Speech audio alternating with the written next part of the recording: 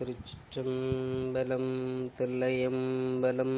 தென்னாடுடைய சிவனே போற்றி. எந்நாட்டவர்க்கும் இறைவா போற்றி. உலகெலாம் உணர்ந்து ஓதற்கரிய மண்ணிலவுலாவிய நீர்மலிவேணியன் அலகில் சோதிய நம்பலத்தாடுவான் மலர் சிலம்படி வாழ்த்தி வணங்குவாம். கைலாய பரம்பரையில் சிவஞான போத நெறிகாட்டும் வெண்ணை பயில் வாய்மை மேகண்டான் சந்ததி கூர்மை ஞானபானுவாகி உயிலாரும் பொழில் திருவாவடுதுறை வாழ் குரு நமச்சிவாய தேவன் சைலாதி மரபுடையோன் திருமரபு நீடூழி தழைகமாதோ. அரைசனே அன்பர்க்கடியனே என்னுடைய அப்பனே ஆவியோடாக்கை புரை கணிய பூந்து நின்றுரைக்கு பொய்யுள் கிடந்த மெய்ச்சுடரே திரைபரா மன்னம் அமுதத்தின் கடலை திருப்பெருந்துரை உரை சிவனே உரை உணர்விறந்து நின்றுணர்வதோர் உணர்வே யான் உன்னை உரைக்குமாறு உணர்த்தே.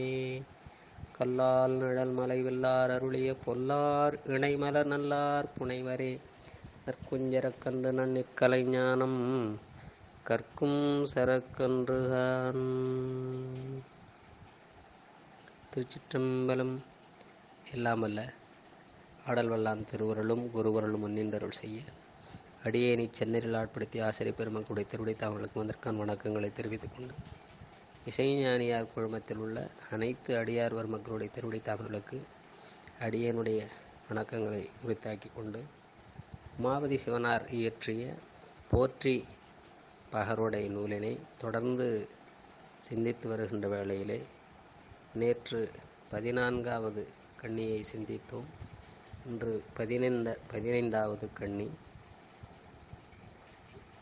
இது 14, 15, 16 மூன்றையும் படித்து அதில் 15ஐ சிந்திப்போம்.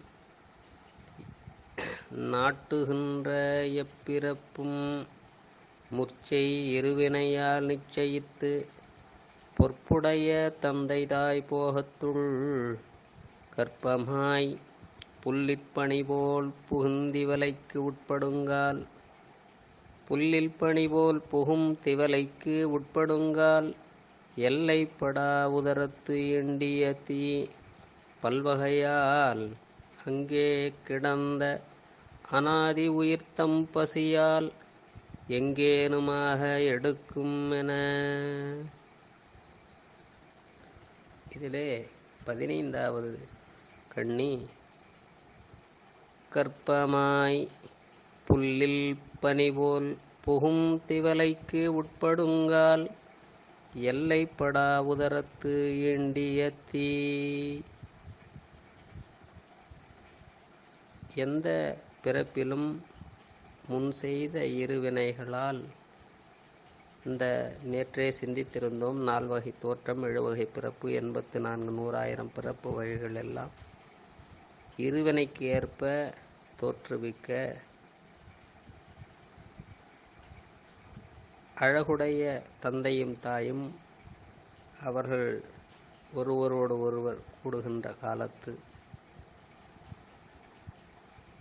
அவர்களுக்கு மக்கட்பேறு உண்டு இல்லை என்பதை அறிந்து கற்பமாய் புல்லின் பனிபோல் புகும் திவலைக்கு உட்படுங்கால் தாயினுடைய கருப்பத்தில் தந்தை புல்லின் நுனியில் தங்கிய பனித்துளி போன்ற விந்துவை சுக்கிலம் விடும்பொழுது அதற்குள் உயிரை அடக்கி அத்தாயின் கருப்பையில் உள்ள பெண் விந்துவுடன் சுரோனிதத்துடன் கலப்பித்து எல்லைபடா உதரத்து இண்டிய தீ அளவில்லாமல் இருக்கின்ற அந்த வயிற்று தீ இந்த கருவை வற்றச் செய்யாமல் இறைவன் காட்டுகின்றார்.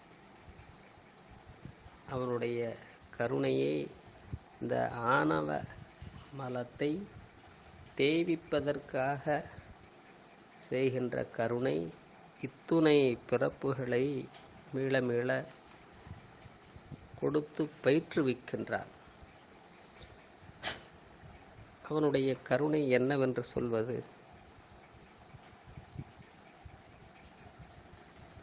ஆண் கருவானது அந்த பெண் கருவுடன் இரண்டும் கூடி அது கருவாக ஆகும் பொழுது பெருமான் அங்கே உள்ளே இருந்து காக்கின்ற நிலை. அவன் எங்கும் இருக்கின்றான் என்பதற்கு இது ஒரு உதாரணம். மற்றும் அவன் இல்லாமல் எதுவும் நடப்பதில்லை என்பதையும் தெரிந்து கொள்ளலாம். மற்றும் அவனே எல்லாவற்றையும் செய்விக்கின்றான் என்பதையும் நாம் கண்டுகொள்ளலாம். மணிவாசக பெருமானும் ஒரு தெரியா காலத்தே உள்புகுந்து என் உளம் மன்னி கருத்திருத்தி உன்புக்கு கருணையினால் ஆண்டு கொண்ட திருத்திருத்தி மேயானை தித்திக்கும் சிவபதத்தை அறுத்தீனால் நாயடியேன் அணிகுள் தில்லை கண்டேனே என்பார். அந்த உரு தெரியாத காலத்தே என் உள்புகுந்து உளம் மன்னி கருவை திருத்துகின்ற வேலையை சிவம் செய்கின்றது. இன்னும் சிந்திக்க இருக்கின்றோம். தாயினுடைய வயிற்றில் துணை கிருமிகள் அங்கே இருக்கும். இங்கே வெம்மையான நிலை இருக்கும். அந்த வயிற்று தீயில் அது வற்றாமலும்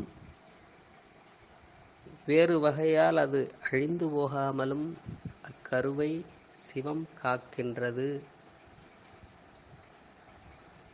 சாதாரணமாக அடியனுடைய ஆசிரியரும் கூறிய செய்தி, அவர் சிறுவயதில் அவருடைய ஒரு ஆசிரியர் அவரிடம் கேட்ட செய்தியை கூறினார். பெருமான் கைமாறு கருதாத கருணையாளன் என்கின்றோம். அவன் எத்துணை கருணையாளன் என்பதை நாம் சிறிதும் நினைப்பதில்லை. ஒரு சாதாரணமாக ஒரு மனிதன் ஒரு கழிவறையில் எவ்வளவு நேரம் இருக்க முடியும்? ஆனால் இந்த சிவபெருமான் தாயினுடைய கருப்பையில் நின்று அந்த கருவை காக்கின்ற நிலை. அதை அவர் என்ன சொன்னார்னா, ஒரு வரியில் சொல்லணும்னா, சொல்வதற்கே மனம் கூசும். ஒரு செப்டிக் டேங்கில் எவ்வளவு நேரம் ஒருத்தர் உள்ளே இருக்க முடியும்? இதை விட ஒருவருக்கு உதவி செய்கின்ற கருணை யாருக்கு வரும்? அந்த சிவபெருமானுக்கு இதெல்லாம் தலையெழுத்தா என்பார். எனவே அந்த இடத்தில் கருவை திருத்துவதற்காக சிவம் இருந்து நம்மை காக்கின்றது என்பதை நினைத்தால் மனம் பதைபதைக்கும். ஒரு ஆன்மா இன்ப நிலையை அடைவதற்கு இத்துணை உதவி ஒருவனால் செய்ய முடியுமா? எனவே பெருமான் கைமாறு கருதாத கருணையாளனாக இருந்து அந்த கருவை வயிற்றினுடைய தீ வற்றச் செய்யாமல் காக்கின்றான். நம்மால் எதுவும் செய்ய முடியாது. நாம் இதை செய்யலாம், அதை செய்யலாம், இதை செய்து விடுவேன் என்று பலவாறாக சிந்தித்தாலும் பெருமான் தான் அத்துணையும் செய்கின்றான். ஊட்டுவிப்பானும் உறங்குவிப்பானும் இங்கு ஒன்றோடு ஒன்றை மூட்டுவிப்பானும் முயங்குவிப்பானும் முயன்றவினை காட்டுவிப்பானும் இருவினை பாச கயிற்றின் வழி ஆட்டுவிப்பானும் ஒருவனுண்டே தில்லை அம்பலத்தே என்று பட்டினத்து சுவாமிகள் அழகாக கூறுவார், நம்மால் எதுவும் செய்ய முடியாது. எனவே இப்படித்தான் ஒவ்வொரு பிறவிதோறும் நாம் பிறந்து பிறந்து இறக்கின்றோம். அதுவும் இந்த கருப்பையில் பிறக்கின்ற பிறவிகளில் இப்படித்தான் பிறவிதோறும் பிறந்து பிறந்து தாயையும் துன்பப்படுத்தி நாமும் துன்புறுகின்றோம். அப்படிப்பட்ட இந்த பிறவியைத்தான் வெறுத்து பிறவாமல் இருப்பதற்கு இறைவன் கருணையால் அவனை வணங்கி இதிலிருந்து மீளலாம். இதைத்தான் பட்டினத்து சுவாமிகள் கூட மாதா உடல் சலித்தால் வல்வினையேன் கால் சலித்தேன், வேதாவும் கை சலித்து விட்டானே என்று வருந்துவர். நடந்து நடந்து காலும் சலித்தது, நாதா இருப்பையூர் வாழ் சிவனே, இன்னமோர் அன்னை கருப்பையூர் வாராமல் கா என்பார். பிறவாதிருக்க வரம் பெறல் வேண்டும், பிறந்துவிட்டால் இரவாது இருக்க மருந்துண்டுகான் இது எப்படியோ, அறமார் புகழ்த்தில்லை அம்பலவானர் அடிக்கமலம்,